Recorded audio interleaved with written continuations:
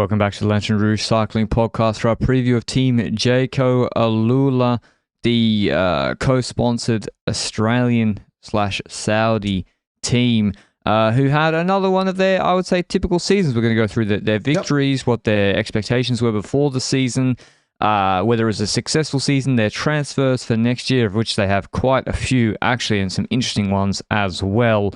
And then, what we expect for them, what the gaps are, and what we, they were kind of in the relegation battle previous cycle, this cycle.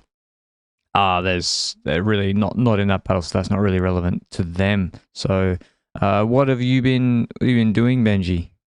Mate, I feel like we're both starting to cook again on the bike. Like, I knew you were flying quite a bit already, but I'm starting to get to the point where, obviously, I'm not a pro cyclist level rider, but I'm starting to cook. I feel like I'm trying to break records left and right. So I've just been on the bike nearly every day in the last month. So I'm feeling really good about my level. I want to get even better. I'm gonna climb Mount Teide in December, so we'll see if that happens. But outside of that, isn't it also a logical follow-up, the Jayco AlUla podcast, to the decathlon one, because of the switcheroo, because of the leadership?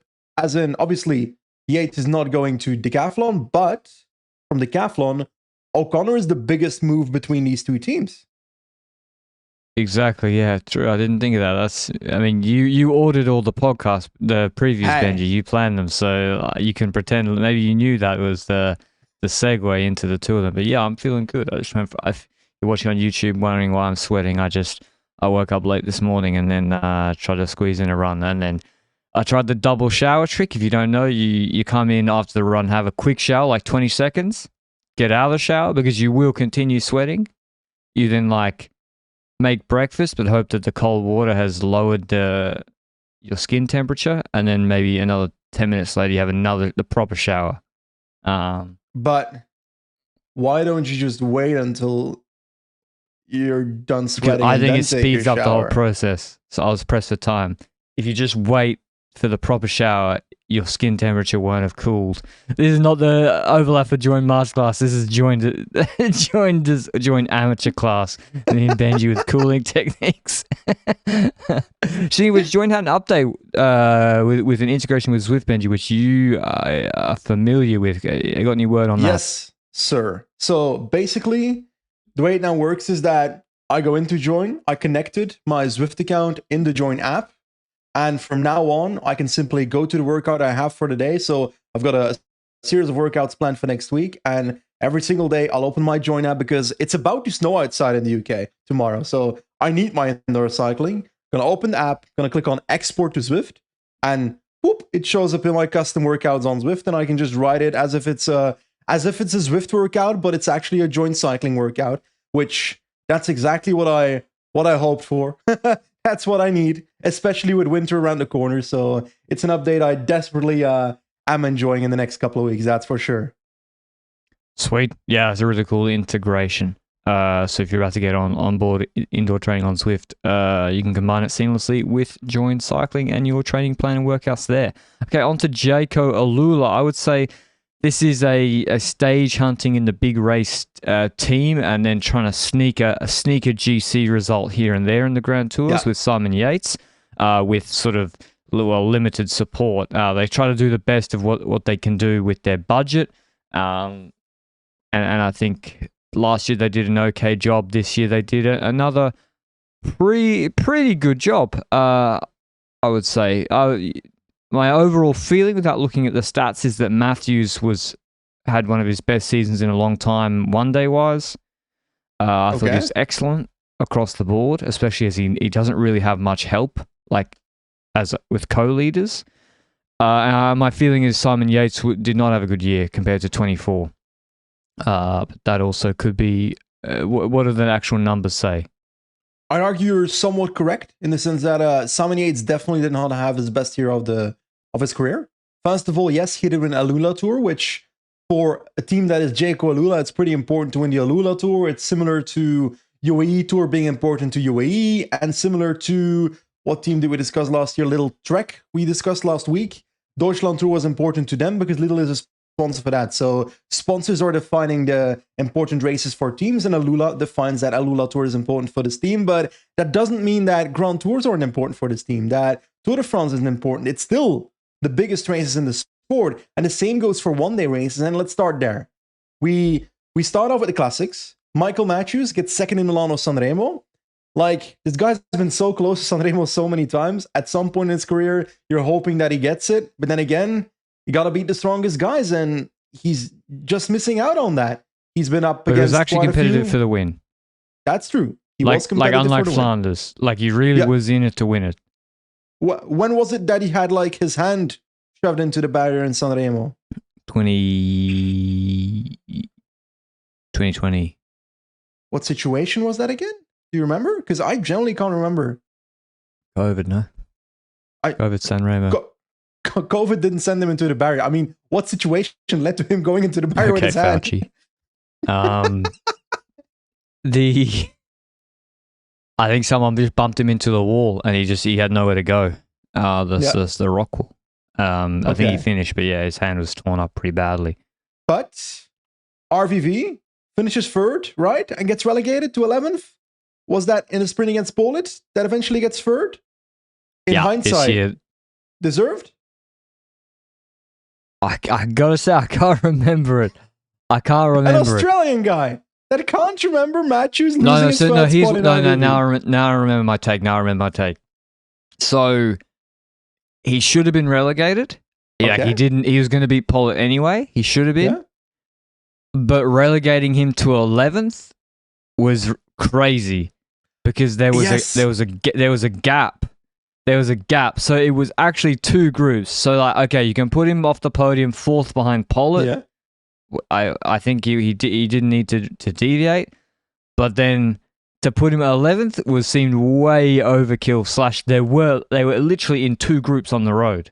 And it matters, 4 versus 11 for a team can matter when it comes to UCI points. And even if that team does not matter for the UCI points, if they're safe in the ranking, that's not an argument for not applying it logically. So I agree with you on that take, but he also won Quebec, which, let's be honest about it, Quebec's always a Matthews race, always been a Matthews race. And that brings us to 1 week races. Then you're thinking, okay, can Simon Waits, that's a new man. Simon Yates, he doesn't deserve the W in his name this year, that's for sure. Simon Yates won that AlUla Tour, but nothing when it comes to 1 week races. I feel like he hasn't ridden a lot either this year. I swear, after AlUla, I don't even remember him attacking, Catalunya is a race I vividly remember him in, perhaps, but not very good. I remember Pogacar in Catalunya, not much else, I gotta say. But like, I don't even remember him attacking. Like, sometimes he'd be quite attack-minded in 21, for example. Talking about attacking, one of the riders that is the most memorable from this team this year is Flamme in Paris-Nice. Because he was very active, I think he was pretty high up in GC early on, if my memory serves me right, and therefore played a role in... Wait a second. Was it there that Vervaeke launched him? Yeah, Vervaeke launched him and Santi, and then so Santi won the stage. Plappy moved up on GC, and that move I think helped Plapp get top 10 on GC. And remember, Plapp came from Ineos, they broke the contract, moved to Jayco, and I think that move the first year was a success. Like Olympics, he was moving before he crashed. Paris-Nice good, Sweer Romandy with Thibaut Naes was good. Giro was good in the breakaways. So I think he was definitely better than he was at Ineos. And then I'm going to see how he kicks on in a non-Olympic year next year. So that was a good move for them. And because Plapp is like really Australian, Like he wants to be good in Australian nationals. He wants to do TDU. He shows the jersey. So yeah, that was a great pickup for them. And ironically, if I visit Australia and I see Plapp, I expect him to wear like Crocodile Dundee clothes as I meet him. That's how I imagine Luke Plapp in Australia, personally. Maybe that's a stereotype, but I expect the hat, and without the hat, I'll be disappointed. That being said, I will say I much prefer Plapp's role in Jayco AlUla. I feel like they use him better than Ineos did. I remember Ineos using him as leadouts for Hater a lot in races, and kind of as a lead out or third man and stuff like that. And I never really... Go ahead. They did that with him in TDU, and he crashed. Yeah. At Jayco. Yeah. For Ewan. They used them once, Jayco, like that for you. But also, On Gorge Road. it's a risk that they took, that's for sure. They took the risk to use Luke Plapp for sprint preparation to better it for Caleb Ewan having a chance. I'll be honest, in a race like Santa Stood Under, if it wasn't Jayco AlUla, if it was Visma and so forth, and they use a GC rider like Kelderman to ride for an Olaf Koy sprint, or not necessarily even Olaf Koy, but Matthew Brennan or so, I just imagining names for now, eh? Like, I wouldn't have an issue with that. But because it's Jayco, Santa Stood Down Under is so important for that team that it kind of twists it, to the point that, is that a risk that should have been willing, that they should have been willing to take? And in the end, it didn't turn out too well, and that's unfortunate because Plapp was cooking at Two Down Under before. He looked like he was about to destroy everybody on that stage, to be honest. And in the end, 6th in Paris is his best GC result this year. 6th in Catalonia, Harper. So that's also a notable, an okay result when it comes to GC. Proper result for Harper, I would say, in a 1 week race. But that's it when it comes to 1 week races, to my memory. So it's not that great when it comes to the team, because I also think, yes, Matthews did great in the classics, but wouldn't you expect the Matthews to win a Catalonia or a Romandy stage somewhere in the year? Yeah, I think that was his, he did Valenciana, he was kind of off the pace there, Paris too hard, then all focused on classics, but you're right, Benji, like he did Swiss, that's his wheelhouse. Yeah. And the problem was Swiss was like, a comical parcours this year. He would have been better off to do Romandy. Yeah, but it's too close. Yeah, and Matthews was second, but he's not like he wins every sprint, but there wasn't enough of them. The Tour was the strange one to me. Bling didn't fit in the Tour at all. Yeah, they had Groenewegen. There was a lot of easy sprints, even the stage 8 sprint where Bling was, I don't know if he had an issue, but like Groenewegen can be competitive on those sprints. So Bling, I think that was, they should have distributed their resources maybe a bit better with Bling and Groenewegen at the Tour. But in the end, Groenewegen won a stage. So that's the highlight of the year. The biggest win of the year is Groenewegen winning that Tour de France stage. And that's why people keep paying sprinters big money, Benji. And it's why, okay, like, is Groenewegen on everyone's mind as the best sprinter in the world this year? No. Is he on everyone's mind as the best all-round rider in the world, or like a great all-round rider? No, but he won a Tour de France stage. And how else could this team have won a Tour de France stage? Firmly agree. Completely agree with you. True. Philosophical question. Jerry Ryan, the guy behind Jayco and so forth, and Bike Exchange and so forth in the past, if we take a look at that dude, he's like fully invested in his team. AlUla, why are they invested? They're invested to show AlUla to the world, whatever, including their race. For AlUla as sponsor, is this Tour de France victory more important than the AlUla Tour victory? For the sponsor, I don't know exactly. It depends on their preference. I think Tour is most, maybe if you say Tour is most important, then definitely still Yates winning AlUla Tour was maybe second most important. Yeah, I think so too. And when it comes to the other Grand Tours, to be honest, like, Giro, I remember not much. But Zana ended up getting a top 10 in GC in that race. I don't remember much else from Jayco in that race, to be honest. I might be giving them a bit of a, I might be overlooking a few results, but that's all I can remember for this race. But La Vuelta, I do vividly remember at least one of the two. To be honest, I remember both stage wins of Eddie Dunbar in this race, because it was pretty spectacular for Dunbar to win a stage in the manner that he did on the first stage, which was a larger breakaway attack from that breakaway and then get away with that perfectly timed attack. But then to win stage 20 on Picon Blanco, where he'd been climbing really well with GC riders. And then he attacked from the GC group, right? On Picon Blanco, if I recall correctly, to win the stage. So that was probably one of the more epic stage victories in a Grand Tour this year, together with maybe the Alaphilippe one, which also sparks in my mind instantly when thinking about that. But Dunbar definitely carried this team as well with 2 stage victories at La Vuelta. That brings their total of Grand Tour victories to 3, and their total of World Tour victories to 4, and in total 25 victories. Just to compare, the year before, 17 wins in total, so 8 more in 2024. Also 4 World Tour victories, but 1 more Grand Tour victory. So if you look basically just at those numbers, at the number of wins per category, they should be happy with their season. Would you be happy if you're Jayco AlUla? I'd be moderately happy. I'd be because also like Mara Schmidt, they signed him, young guy, first half of the season, something was wrong, clearly, and then second half of the season, he really came good, and he was winning races, Vuelta absolutely stomping. Just didn't work out for him. Groeneweg, it's what you said, but then no, they had Simon Yates 4th in the Tour in 2023.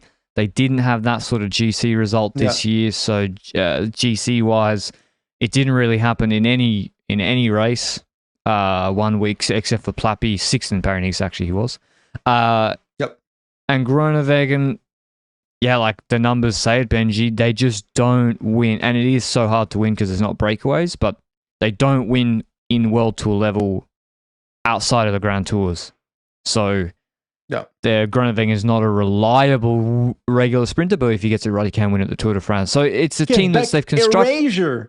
The Canadians are throwing their maple syrup at you. Yeah, I mean, like they don't pick up a stage in Tirreno. They don't pick up a stage, or they didn't pick up a stage in Romandy or something. I think the team construction, it makes a lot of sense for, like, I like a lot of like their leaders. They sign with a specific focus and goal, like Groenewegen, Dunbar, Schmidt, Plapp. But then they do have a lot of like helper riders. Yeah. When they don't have all out A leaders. Quite a few misc riders, in my opinion. Yeah. So that just means that classics, it's all on bling, and it's really, really hard in the modern classics racing where it opens at 100 k's to go. Yeah. When there's a group of 15 or 20, Trek have 4, Visma got 4, Alberson usually got about 3, and Bling is alone. Especially Bling. Like, if it's like a Peak Mohoric, that's a different kind of rider. Yeah. But Bling is often too defensive to put himself in a position to benefit from a race that opens up very early. Yeah, exactly. And he sort of waits, and he got rewarded for it because the lead didn't. Yeah. With Poggy in Quebec, Bling waited, got brought back, bang, on the sprint. So, but that doesn't work actually the majority of the time. Majority of the time, the race goes away from you. So I would rate their season I give him a B.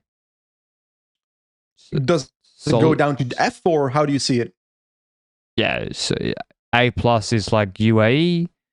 Not S tier? And I don't. Yeah, I just do it by grades. I don't know what S. These are not defined, my friend. I just say it's like a solid season that they can build on, without getting crazy celebration party. No thermobiblical results. Okay, I'll note that down for you. I agree. It's a solid season for the team, and I think they should be happy. But there are spots that they need to work on, or that they should invest into. Make sure they're more competitive. You mentioned already when it comes to the cobbles that's a problem. Arguably, yes, if your man Matthews also gets third in RVV, then you could argue, okay, getting 2 podiums and 2 monuments is a pretty damn good classic season for this team. Then again, he gets relegated, so that doesn't count. Anyway, I want to continue onwards, and I want to go to outgoing transfers, because my second take there is also Simon Yates did not have a great season, and he's being dipping out of the team to Visma Lease Bike. So he is leaving the team, and that opens up a gap, because we haven't spoken about incoming transfers yet. This opens up a gap for a GC rider to fill in the team of Jayco AlUla, because despite not performing this year, Simon Yates has performed in the past. Let's be honest about it. He's gotten 4th in the Tour de France, if I recall correctly, last year. Was it last year? Okay. I wasn't sure for a second. So he's gone. Next to Simon Yates, Lucas Hamilton is going to Ineos. I gotta be honest. Is it unfair to say that I kind of forgot Lucas Hamilton was in this team in 2024? Yeah, I don't know if he's had injuries or personal problems, maybe, but yeah, it's just not worked out. And I think Because he wasn't on a small contract either, because his contract extension came at the back of the Tirreno COVID, where he won a stage and where he was fourth in Paris-Nice in 2021. So he would have actually been on a decent wicket. Was Lewis Hamilton the guy that was in an attack together with two other people in maybe, I don't know if it was Bologna or something? With Hindley? I can't remember. This year? No, like 4 or 5 years ago.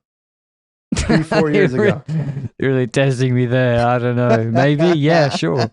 Sure, he was. We'll go with that. Anyway, next to Lewis Hamilton, another leaving person is Callum Scottson going to the Decathlon AG2R. Lawson Craddock retiring. And then there's 4 riders without a confirmed destination. Amund Grøndal Jansen, potentially retiring, potentially not retiring. He's that man that was on Jumbo-Visma back in the day that was kind of lead-out kind of couple guy. Pretty solid in certain years. Jesus David Peña is also leaving. I swear this guy had pretty solid climbing performances throughout the year. Like a top 20 somewhere where I was like, ooh, he's kind of between solid climbers, but not overly consistent either. So I'm curious what's going to happen with him. But I do feel like he deserves a second chance somewhere, personally. Blake Quick or Quick Blake? Wait, Blake Quick or Quick? Sorry, but... It's Blake Quick. What's the first name? Okay. And Rudy Porter. So those two are also leaving without a confirmed destination. Weren't those track boys back in the day? I think so. They were on informed Australian feeder team. Was supposed to be like a feeder team for U23 riders, and they had maybe a Trinity connection, but they just didn't get the results, and there's just no way Jayco could have extended them. So that's how it is. And if you're an Australian with no results, or Australasian with no results, it's not like there's a bingo owl to go find your legs at. It's usually that's means why you got a it's podcast. all over. Exactly. Well, I didn't get a World Tour contract in the first place. So the outgoings make sense. They all make sense to me. You know, you can say, oh, well, Simon, you had so much success. It seems like they need a refresh there, both him and the team. The weird one, though, is Callum Scottson. That's strange to me because you're bringing in O'Connor. And you don't need, they're not going to have to control the race like Visma or UAE, I grant you. But Scottson's a good climbing domestique. He's 28. He's experienced. This year, he was 7th in Hungary. He's been, he's not the best, but 13th in the Dauphiné this year. It's actually, you have to be climbing at a good level. He was top 15 in all of the mountaintop finishes where they did big watts. And it's all the Tour de France people are preparing there, like Roglic, Evenepoel, and Landa and co. So, I was surprised to see him go because I would have thought he'd be a climbing domestique for O'Connor, but maybe he gets his own opportunities at the Decathlon. I don't know, perhaps. Good question. I generally don't know either. I don't think he's essential for the team. I think he was a valuable ruler/breakaway guys this year at certain occasions for the team, but I don't know. It's I don't think this is going to be the most consequential transfer for either teams. That's how I'd view that as well. But anyway, I agree with you. Despite Simon Yates' history, I think this entire transfer list is replaceable, and the question is, have they done that? Have they done that towards 2025 with their incoming transfers? And we'll start with the big hitter. We announced it last week in the Decathlon podcast. Ben O'Connor joining from the Decathlon as replacement, I would say, for Simon Yates. And the way I view that is that in my opinion, Ben O'Connor has a lower ceiling when it comes to performance on climbs, etc. than Ben O'Connor. But Simon Yates. He makes, what, sorry? Than Simon Yates. Than Simon Yates, correct. But he makes up for that by the way he races and forcing himself in positions where he can get a better result than a rider of his level usually does. And as a consequence, I feel like O'Connor has more consistent results because I swear this guy has 4 Grand Tour top 4s in the last 4 years. Maybe? He has, he does. Oh, 3. and 4 top 10s. So he has 3 top 5s. Tour de France, Giro, Vuelta. He's top 5 to all 3 of them from 2021 to 2024. He's won stages 2020? at 2020. He was 20th in the Giro, but he won a stage. That was when he was on NTT, I think. Yeah. Or maybe that was first year H2R. So yeah, and he's pretty.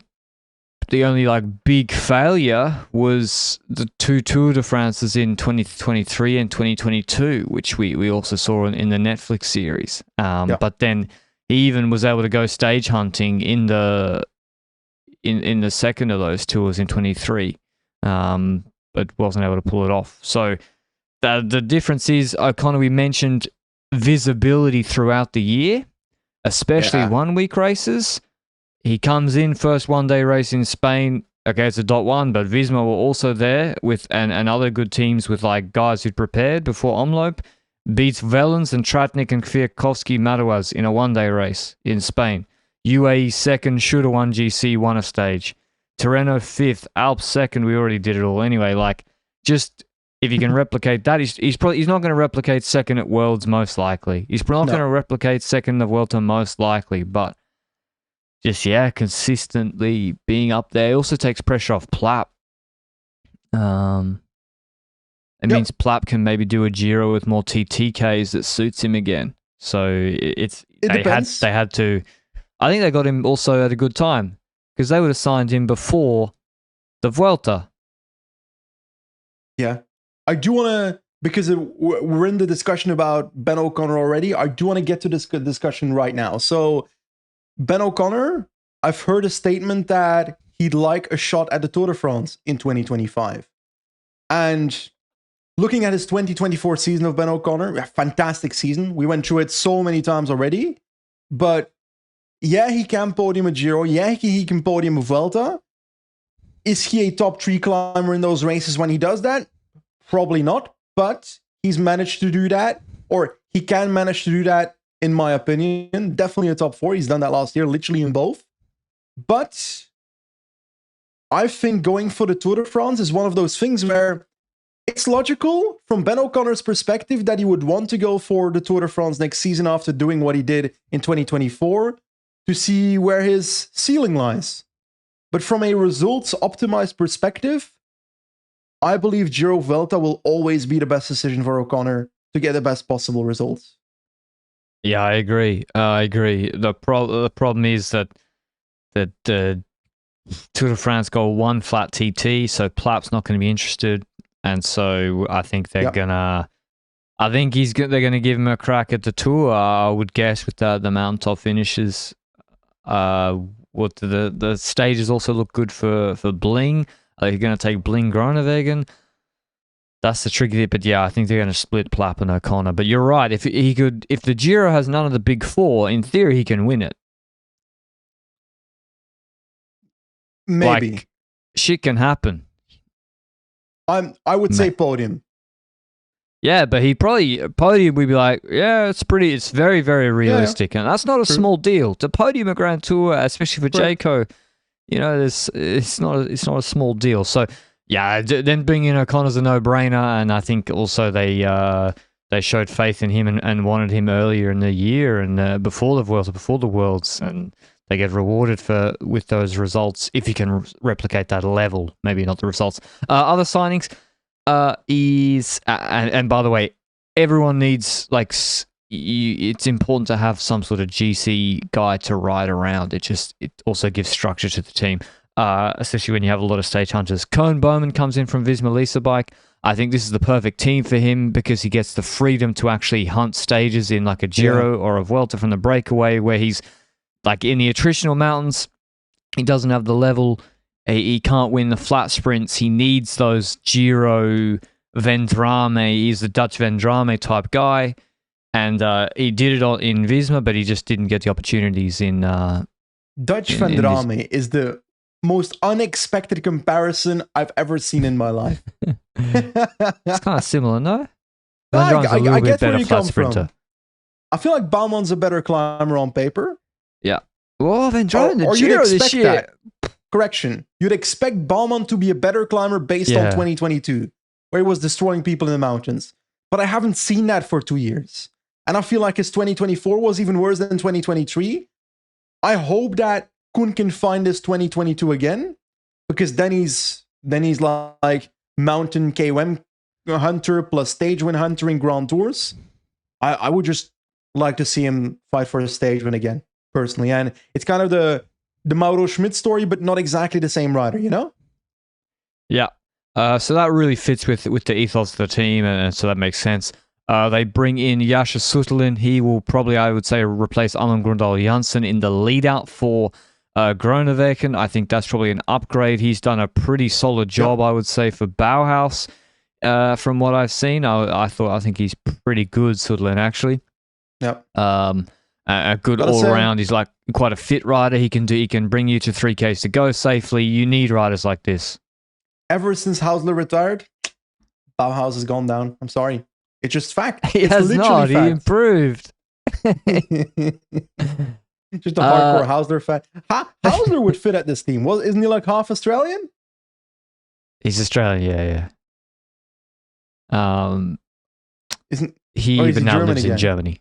No, I think he is Australian and he moved to Germany. Or lives there now. I think he's half. Paul Double, I'm glad he got a World Tour contract. He was good. He's like been a good .pro level climber, Tour of Slovenia, Turkey, etc. Maybe they got him for a third of the price of Callum Scottson with the better climbing level to be and he's maybe happier to be a dedicated climbing domestique. So I can't wait to see him at the Giro, which he should have gone to this year. Pulte made a mistake not taking him.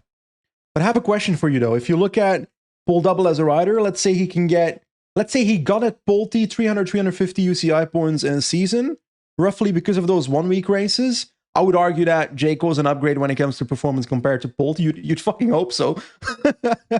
But Pulte's also not a super wash team, I would expect, with Basso and Contador around when it comes to management. But that being said, Paul Double, what is his ceiling then when it comes to UCI points? And how many UCI points would a rider on Jayco need to enter the top 10 amount of riders that you need to be to count for the 20 team to begin with? Top 20, what? Yeah.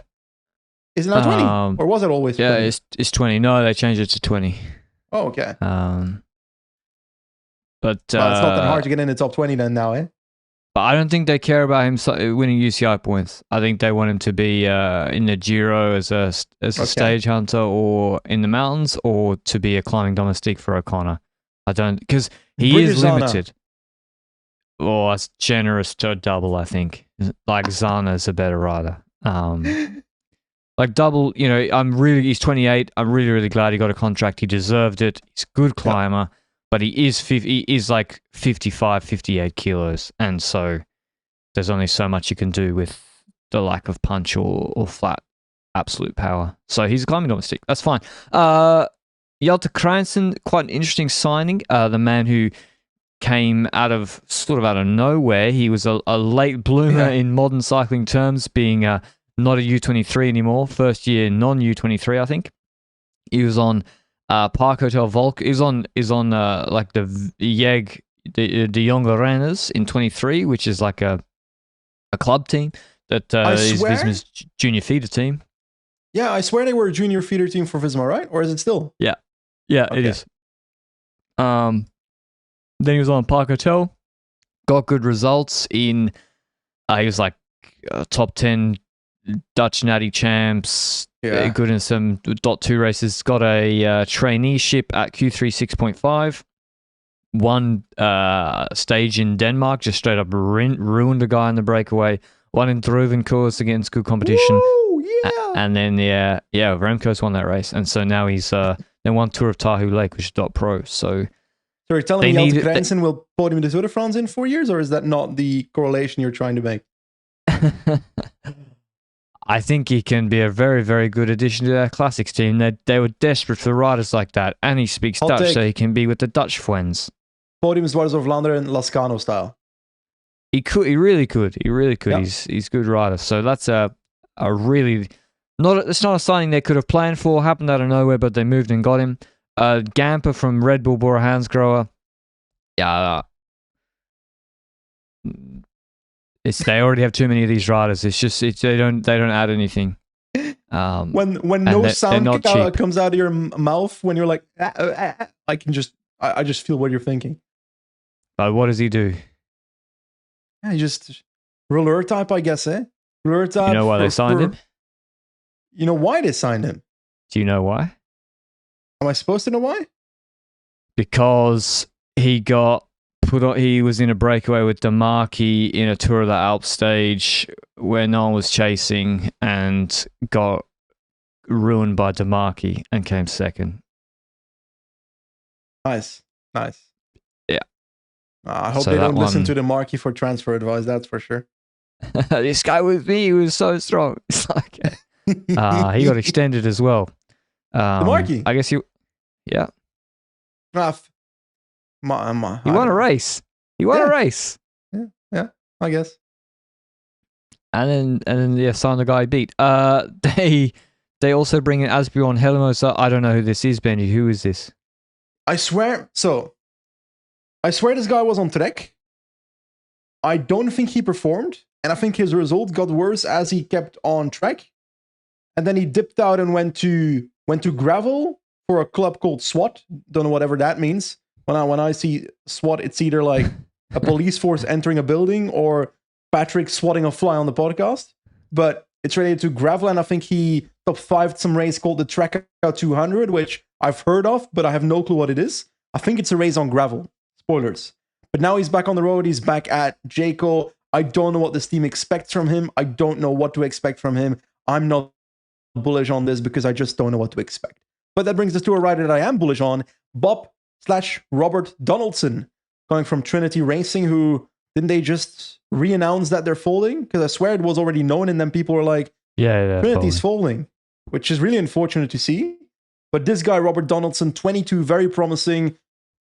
I don't know when the first time was that I heard of this guy. I think it was in the Lanterne Rouge Discord, most likely. But when it comes to actual results, Tour of Britain comes to mind instantly, because I swear he got top 10s in like 4 or 5 stages there. But when's the first time you heard of this guy?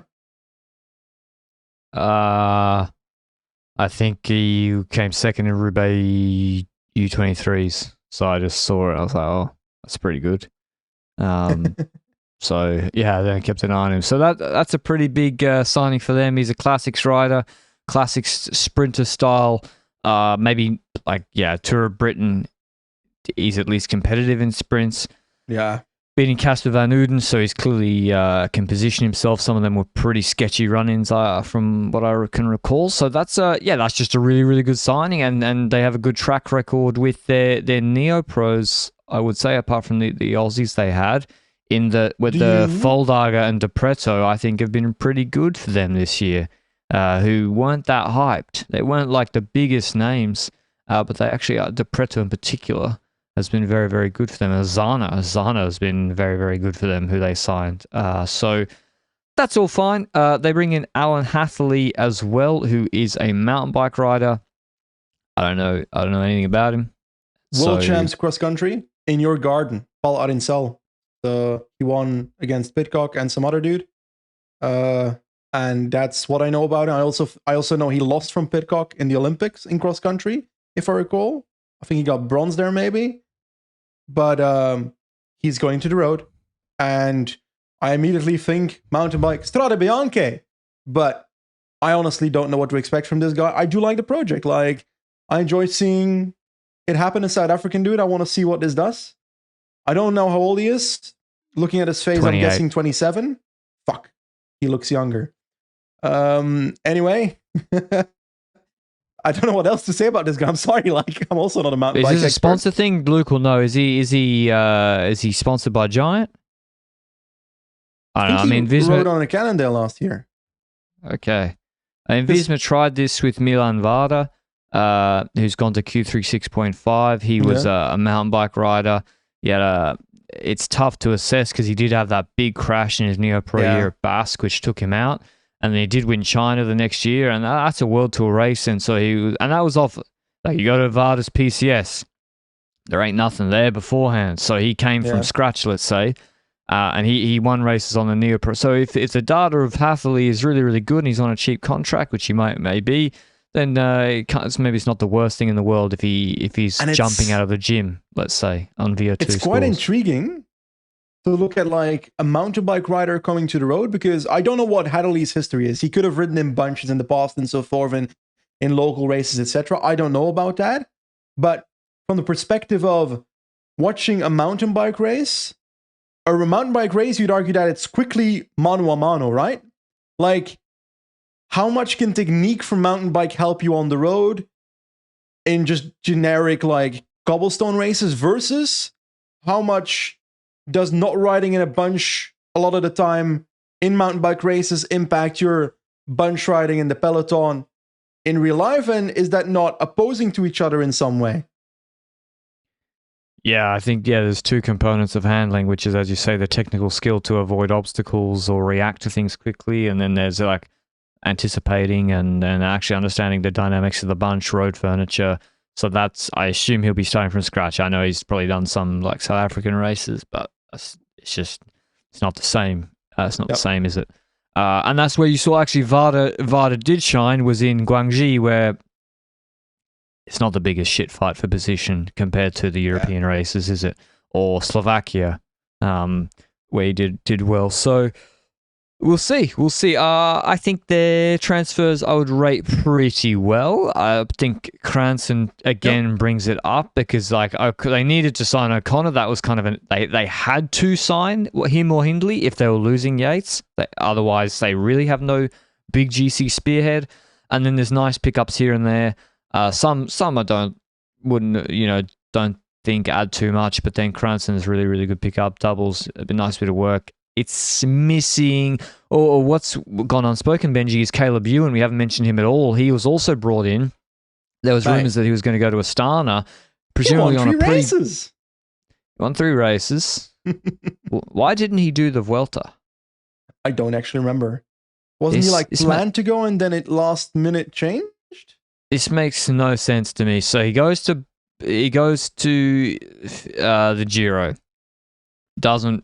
No good. Doesn't top 5, doesn't sniff a top 5, and there was a million sprints in that race, flat sprints. Then big layoff. Comes back, wins the sprint in Lyon against not great competition, but he's there, he wins it. He can't in July. More training. Burgos, great shape, wins the uphill kicker, which was not a pure sprint, in Guarenya. And I'm thinking, he's got the Vuelta.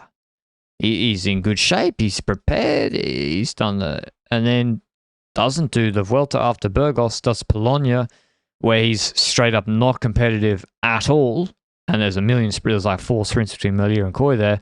And then the rest of the year, no good. So I don't know what's going on. I mean, him being difficult to manage or there being problems, anyone could have seen that a mile off with what happened with Lotto Destiny. They hoped it would work. It sort of worked. I mean, as you say, Benji, he won 3 races, but... I'm sorry, but he's going to be on enough money that 3 races in those races is not enough. And not big races, yeah. Yeah. I don't know what led to him not going to the Vuelta, but you'd expect the Vuelta stage win at least. Yeah, the shape he was in at Burgos, he would have won a stage easily, I think. But I don't know why he didn't go. Looking at those transfers, I have the same feeling as you. I think it's relatively positive because, like, Cranston, Hadley, I don't know about, but at least Cranston and Donaldson I'm quite fond of. I like the O'Connor Yates switch as well because I think that might be intriguing to see in the future. Yes, it could backfire, but that could go with any GC transfer. When it comes to some other transfer, Hellemoza, Gamper, I'm not exactly too bullish on. Sutherland is probably a good replacement for that lead out. Baumann, based on his last 2 years, not bullish personally, but I'd like to be bullish. I wish he can go back to 2022 form. I just haven't seen it in 2 years, so I can't expect anything like that. So yeah, I think the transfers are net positive compared to what's going away though. So, because let's be honest, Grunwald Janssen was also doing fuck all for the team these days. Scottson going to Decathlon, I think you replace that for certain with the incoming transfers, and Blake and Porter, I'm not necessarily seeing super value. So I think they've replaced everybody that's leaving. But does that change anything when it comes to their team? Because if we look at their schedule, then the classics, for example. Look at the cobble races. They had Matthews, they had Walshot, they had Durbridge, Mezgets, O'Brien, and so forth, which I gotta say, O'Brien's been a bit of a letdown recently. He was great in that Campenarts race. What is the name of that race? Was that Dwars? I think it was 12 Tour, yeah. He was great back then, and haven't really seen that in a while. Reinders was also part of the Classics team then, and I immediately think Krijnsen is an add-on for that team. Yeah, I think sure. Donaldson, I would argue as well, to be honest. I would put him in the cobble team already. Oh, but like Wevelgem, Kerner. Yeah. For sure. What do you do with Hatterley? Like, I don't know, because Strade, I'd put him in because you'd expect a mountain bike rider to be good in that, but I need to know more about him to be able to say where he needs to go. See, that's the thing. It's like you assume he'd be good in Strada, but then actually the mountain bike riders do not have the fatigue resistance to compete in those sort of classics. And what actually, because it's a 1 hour event he's been peaking for, right? Is it then more again, we don't know shit about mountain bike. I don't fucking know, man. Is it then not more the watt per kilo puncher finishes? Yeah. One hill that those, because Vader was good in those, eh? Which you have in like Guangxi, Slovakia, Bologna? These sort of Bologna, yeah. Meh. Yeah. But even that can be a bit hard, and you got position. It's tricky. It's tricky. But they do actually a lot of soft Italian races where it's not the biggest fight. Like maybe he goes to Abruzzo or something. They do a lot of those sort of races. To be fair, New Britannia, basically a watt per kilo hill, right? Exactly, yeah. And there's no big fight for position in the Tour de France for Formula Britannia in stage 2, 3. So the classic teams with 2 broken kneecaps. Poor guy. Still, I would say a lot leaning on Matthews. Like there's guys declining. Like Mezgets might be in there, but he's not getting better, is he? Luke Durbridge not getting better. So even Gamper probably won't improve if he does those. It's really, So Donaldson, I would like to see in there. Volscheid, he's just too heavy. Like he gets cooked when the race opens. I do like the idea that they now got a bit more of an offensive angle to it. Because Matthews, yes, is quite defensive in RVV-like races. Krijnsen can anticipate early. Because in the past, they would have a rider that would go in there and you're like, okay, that rider will not be valuable in this anticipation. With Krijnsen, you have the unknown factor of, okay, how far can this guy last? In Roubaix, if this guy anticipates, how far can this guy last in that? So I'm quite hyped about that angle. Donaldson, I'm also quite intrigued by, like you said. So, but the hills are also... Like, do you send Matthews to Amstel? I think yes. Do you send O'Connor to LBL? Yeah, I would. Why not? I think so too. If you send him to the Tour de France, if Giro Vuelta, then no. I would send O'Connor to the whole Ardennes, Amstel as well. He came second in Worlds. I agree. Yeah. Like, and all the Italian classics. Yeah. So I would pair O'Connor and Bling where possible in the hilly races when it's not too hard. Liège is a bit too hard, and then you bring in like Zana type guys. I mean, even there, honestly, like O'Connor reminds me of Nibali a little bit. What the fuck? Like opportunistic. Where are the multiple Grand Tour victories? Where's the descending god qualities? What did you say? Opportunistic and not the best climber. O'Connor's a good descender as well. So is O'Connor better than Nibali when you really think about it? Oh, fuck off. On Palmares. So next up, filling up the O'Connor team in the Hill Classics, Baumann, Matthews and Amstel, Mauro Schmidt. I argue definitely. Maybe guys like the Pareto, maybe a Paul Double. Just filling up like realistically when it comes to the cobbles in the Hill Classics, you just want to be competitive, you know? You're most likely not going to win those races, so you're hoping for top 5s in those races, top 10s where possible, maybe a podium in RVV again, but this time without a relegation, please, Michael Matthews. But, like, that's what you're hoping for. It sounds like the name that Brad Pitt used in the cinema scene in Inglourious Bastards. I've been trying to get my wife to watch that movie for the last week. Bartolami. Every time she's like, why would I watch that? So we've been Oh, it's watching good. Arcane, which is fucking glorious, by the way. One of the best TV shows of the decade. And we've been watching The Good Doctor. I want to see Depredator kick on. He's 22. I think he's really good. I think he's really, really good. And I really, yeah. I'm keen to see if he can. He didn't do anything in the harder one-day races this year, but yeah, he's a neo pro.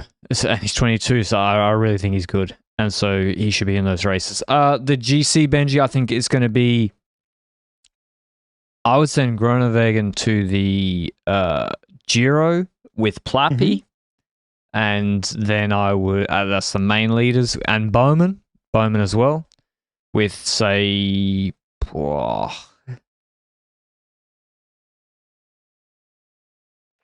don't know what to do with Dunbar. I know what to do with Dunbar. I would send Dunbar to the Tour with O'Connor, Bling, Cranston.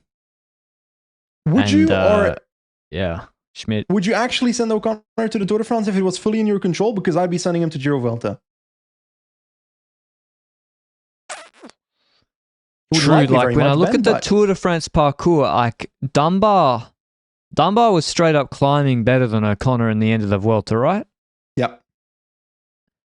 So, yeah, now that I think about it, with the Mountain TT, with all those uphill finishes, is it realistic that Dunbar, without crashing, can top 10 the Tour with like basically no help?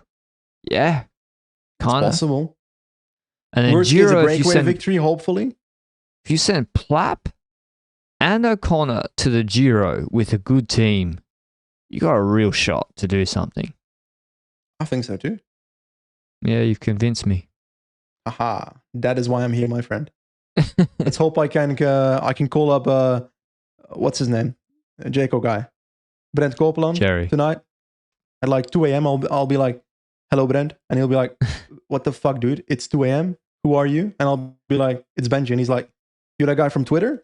And I'll be like, yes, I now command you to send O'Connor and Platt to the Giro. And he's gonna be like, I don't care, and he's gonna hang up. But I will have made my point across, so at least I'll be happy. Maybe you should do that. But I think Groenewegen... he's gonna kill me. I wouldn't send Groenewegen to the Tour de France. I think those opening stages suit Bling a lot more in the first week. And yeah, I'd go for Bling there personally. Sell him.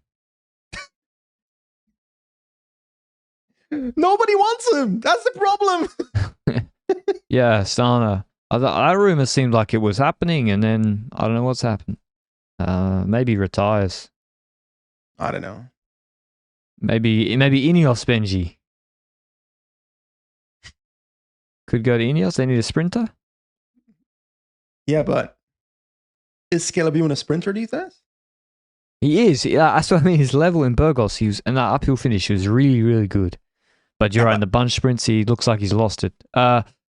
Anything else from how many World Tour victories for Jayco AlUla next year, Benji? Coming from 4, I think they're going to be on. Honestly, Dunbar winning 2 at the Vuelta, O'Connor coming now in. I'm gonna go with 3. I think it's gonna go down by 1. I'm going 4 again. I think, yeah, it's just tough because Groenewegen's not.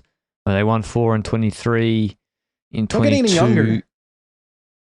They had Groves helping Groenewegen stat pad in 2022 when they won way more. In 2022 they I would say had a better year. They won 9 at World Tour level. But yeah, you're right, they're not getting younger. And the young guys are not 25 yet. Depreto Donaldson either. And so Branson is 20 23, he's ready to win. But yeah, I'm going to go with 4 World Tour wins. Any hot takes? Well, I said it. Well, is that a hot take? Cranston top 3 dwarfs? Yeah, it is. Come on. Give it to me. I got one. I just said one too. How can you say I got one like nobody else has just given a hot take in this call? Flap wins all Giro TTs. I would love to see that. Is there a world in which Jay Vine goes to the Giro? Yeah, sure. I think Jay Vine's going to win all Giro TTs. That'd be good. Fuck, it's the wrong podcast. But yeah, I had to think on my feet for a hot take, and yeah, Plapp, because Plapp Giro TT is going to win all of them. Okay, that's the Jayco AlUla podcast, the sort of Australian team. Hopefully we'll see them at TDU. I don't know if they're sending O'Connor or I think Plapp probably be GC leader, and hopefully for them they get off with a bang on Australian soil there. But I hope you enjoy the podcast, and we'll see you in the next one. Ciao.